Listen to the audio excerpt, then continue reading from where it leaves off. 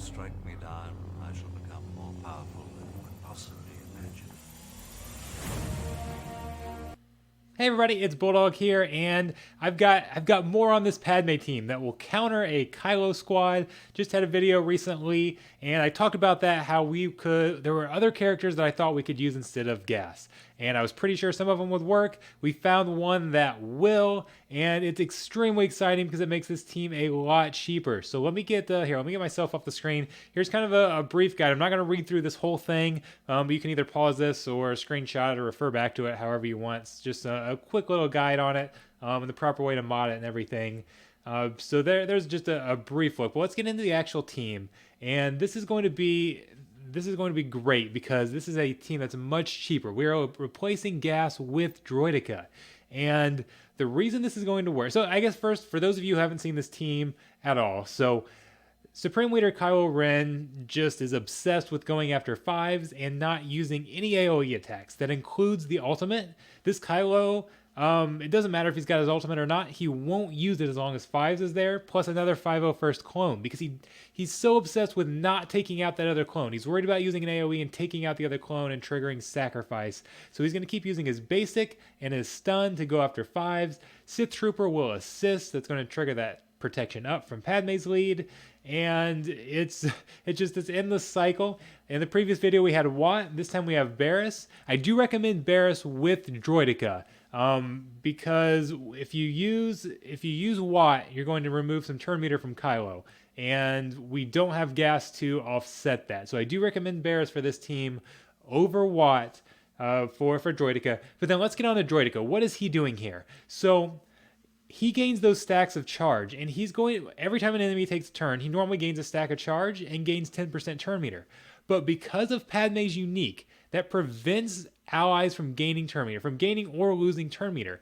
That means Droideka isn't going to get that extra turn meter gain, isn't going to take turns as quickly, which means he can stack up more charge than he normally would. With that charge, it does true damage. So it's able to damage Kylo, where other characters can't hit him as hard. Droideka can because of that true damage. We don't have to worry about the crit immunity from advantage.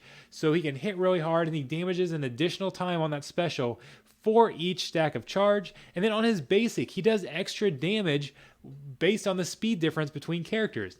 There is a huge difference between the speed of Droideka and the speed of Supreme Leader Kylo Ren. And so those are the two reasons you want to mod Droideka to be very, very slow. The slower he is, the more turns the opponents will take in between each one of his, which means he can stack more charges, which again gives him those bonus attacks plus extra offense. It also means his basic will do more damage because there's a greater speed difference between Droideka and Kylo, and Droideka and all of the characters.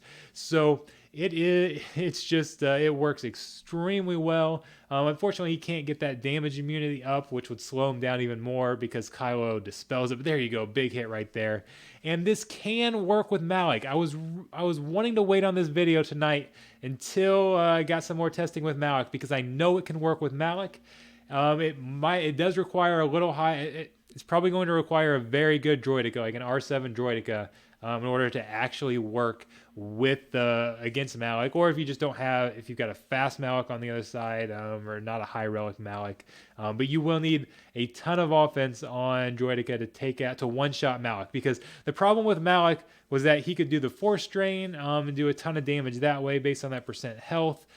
He was giving 5 some problems, but Droideka can actually one-shot Malak, and then can go in and against some Kylos can basically one-shot him there, depending on how much you've got. Or in this video, we kind of whittle them down. So this is a great counter. It is super reliable, and I'm going to have more with this. I'm going to get a video for Malak and showcase that as well. That is my goal. Couldn't find anybody to test it tonight.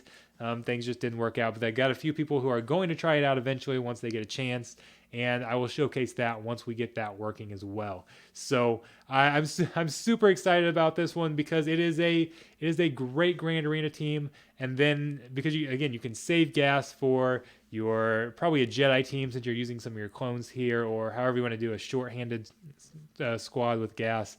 It is excellent. It works well with Arena because it can work against some of these mixed teams, Malik being the most popular one. So I absolutely love this team.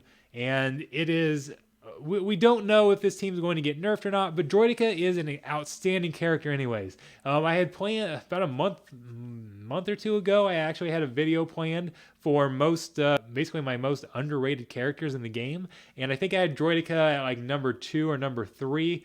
I think it's now obviously people use him with a General Grievous or with a Newt lead, so he does have some use, but I still think he is overlooked for the most part. An outstanding character, so I would highly recommend getting some relics on Droideka so you can use here, and then even if it gets nerfed, you've still got a very good character that can be used on a bunch of different squads.